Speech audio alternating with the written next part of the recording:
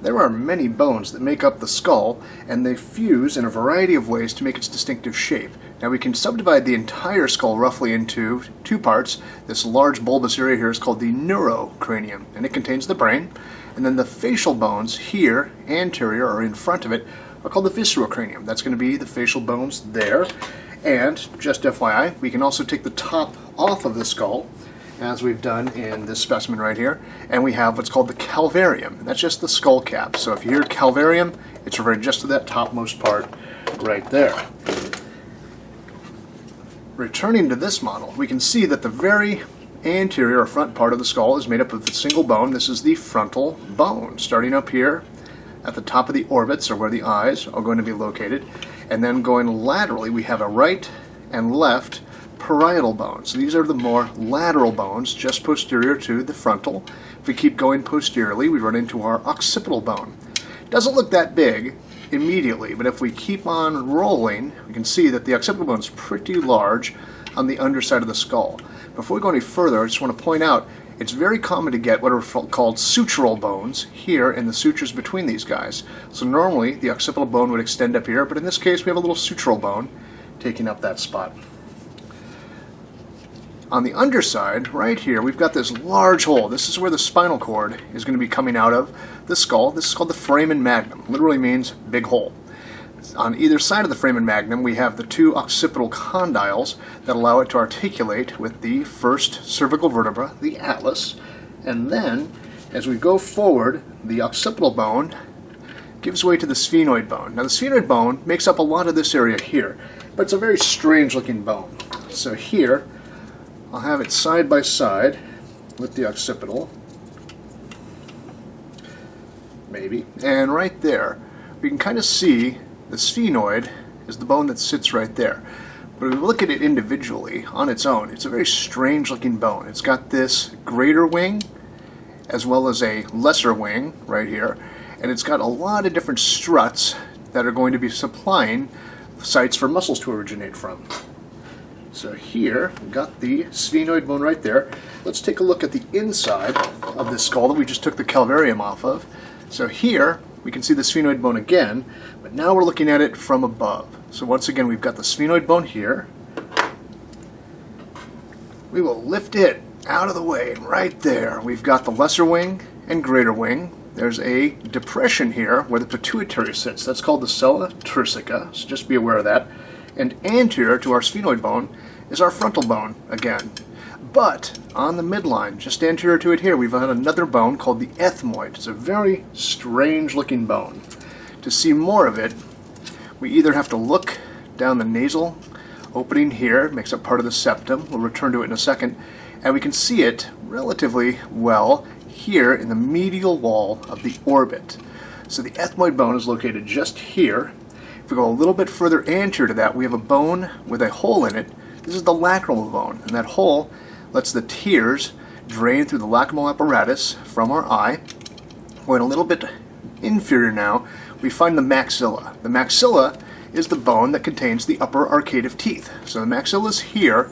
It also has a pretty superior extension here called the frontal process of the maxilla. And if we go a little further across, we see two nasal bones on either side. So the maxilla and those nasal bones surround the nasal opening. This is called the piriform aperture. Now in real life, there'd be some cartilage here making the shape of our nose, giving a little bit of give, but in a dry specimen like this, that cartilage is long gone. The piriform aperture here allows us to see the nasal septum as well as some conchae. These are those little whorls that are inside there. They're bone also, but the nasal septum is made up of some of the ethmoid bone, and more posteriorly, let's flip it here, we have a bone called the vomer. So the vomer is a small bone, but it makes up some of that nasal septum.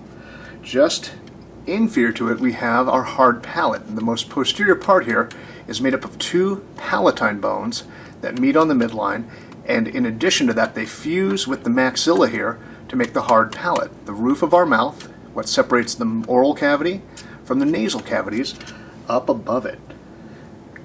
Now we skipped one of our bones on the side, so let's return to our first model where we looked at frontal bone, parietal bone, occipital bone, and now we've got our temporal bone more laterally.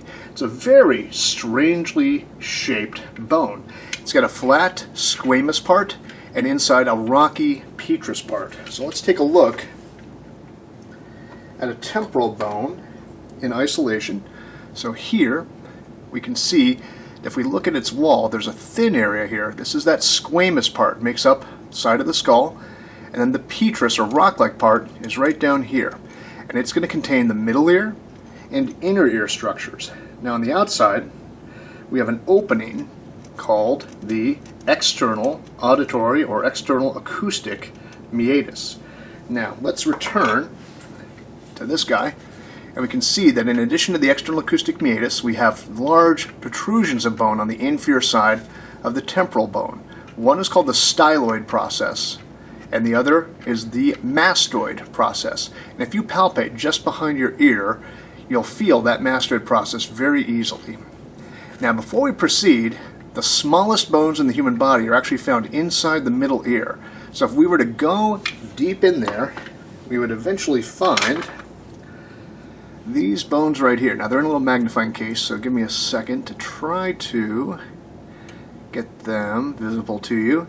So at 9 o'clock, we've got the bone that is in contact with the eardrum. That is called the malleus. Now the malleus is pushed by the eardrum, and then the bone that is at noon, called the incus, gets tilted by it, and its leg, sticking down, will then push on the stapes, the small bone just at 3 o'clock on this arrangement right here. So from malleus to incus to stapes, we have our smallest bones inside the middle ear, allowing us to hear. Now returning to the skull, we're going to take a small, quick look at the underside here, and once again we can see that mastoid and styloid processes right here, but anterior to them we have a depression, a little divot right here called the mandibular fossa, and that's going to be where our mandible articulates. Now before we get to it, I got one last big bone I wanted to show off here. The cheekbone is the zygomatic bone, and it's forming part of the orbit. It meets the maxilla, frontal bone, temporal bone here, and helps form what's called the zygomatic arch. So that is the cheekbone right there. Now let's take a look at the mandible. The only true synovial joint in the head is going to be this temporomandibular joint that allows the mandible to slide and hinge itself open. So the mandible or jawbone itself is right here, and it's going to have a few different parts. First off, we've got the body of the mandible. This is the part that contains the lower arcade teeth. So our body of the mandible is here. It comes back to the angle where it takes a bend, and this part that sticks up posteriorly and superiorly is called the ramus of the mandible. Now the ramus is going to divide into a coronoid process for muscle attachment and a condylar process to articulate with the temporal bone. Now the condylar process ends with a condylar head and a little narrow area there called the neck. And between the two is a mandibular notch, and that's how some of the nerves that innervate the muscles that move the jaw get to where they're going, along with their accompanying blood vessels. Now that pretty much takes care of the skull, but just below the mandible we have the small, well, not the smallest, but a small bone that's not attached to any other bone in the body. It actually is kind of suspended by ligaments and muscles, and it's this little U-shaped bone called the hyoid bone. So the hyoid bone is inferior to the jaw. It's got a body, a little spike here called the lesser horn, and extending posteriorly is the greater horn. And again, this is going to be a site for muscles to attach to, and the hyoid moves when we swallow and helps protect structures of the anterior neck. Now, in addition to that, we have a model here because the skeleton is very good at giving us stability and a great deal of places for muscles and other things to attach. But the cartilages of the larynx do the same thing. They're just not as firm and they don't stick around in the skull. But from the hyoid bone here, moving inferiorly, we have what's called the thyroid cartilage, and it's going to articulate with the cricoid cartilage here, which is continuous all the way around the back. We have our retinoid cartilages right here. They're what allow the vocal cords to move. And then anteriorly we have this paddle called the epiglottic cartilage. Now in real life it doesn't look like a paddle. It's covered by mucosa, this whole area is, but it's going to allow some stability and sites for muscle attachment in the larynx itself. Now within the bones of the skull, we'll zoom back in a little bit, we have some places where there are hollow spots. The frontal bone, the sphenoid body, and the maxilla all have some empty spaces within them. Now I should mention, so does the ethmoid bone, but those spaces are very small, but they're still there. These are called air sinuses, and we can get a little bit of a look at those just here in this hemisection of the skull. So we can see the frontal bones are here, and there's that frontal sinus present right here, covered with mucosa, drains to the nasal cavity. Here we have the maxillary sinus just here, and there's a sphenoid sinus that would be located here, and the ethmoid air cells would be located in the ethmoid bone itself. Returning to this skull here, get our cushion down there as well. The bones grow together but don't typically fuse until much, much later in life. And the place where they meet, these are called sutures. So the frontal bone meets the two parietal bones. That's called the coronal suture. So coronal sutures just here. The two parietal bones meet at the sagittal suture, going from anterior to posterior. That's the sagittal suture.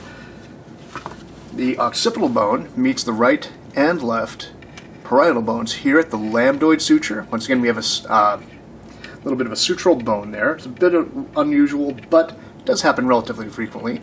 And then we have the parietal bones meeting the temporal bone right here. This is going to be the squamous suture. Now, in addition to the sutures, there are places where the sutures come together, and these also have names and have some clinical relevance. The coronal and sagittal sutures meet right here. That's called the bregma. The sagittal and lambdoidal sutures meet here. That's going to be called the lambda. So bregma, lambda. Then we go down here to where the parietal, temporal, and occipital bones meet. This area is called the asterion. And here we have four bones meeting, the frontal, the sphenoid, the parietal, and the temporal at what's called the terion.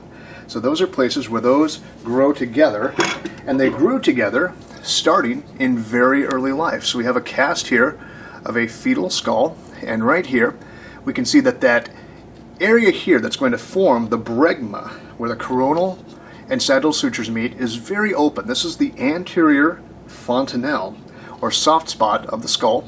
So it's there. If we go back, there is a posterior fontanelle, but you'll notice it's much smaller. So that posterior fontanelle is located where the lambda will be. Here at the asterion, we have what's called the mastoid, or mastoidal suture, and anteriorly here is the sphenoidal, or anterolateral suture. So sphenoidal or anterolateral, mastoid or posterior lateral fontanelles, and they're going to be right there, and they're eventually going to become the asterion and the terion. That concludes our look at the bones of the skull, although I'm hoping in time to actually come back and do a deep dive at all the features of each one of these bones, but right now you've got an excellent foundation to explore the rest of the body with.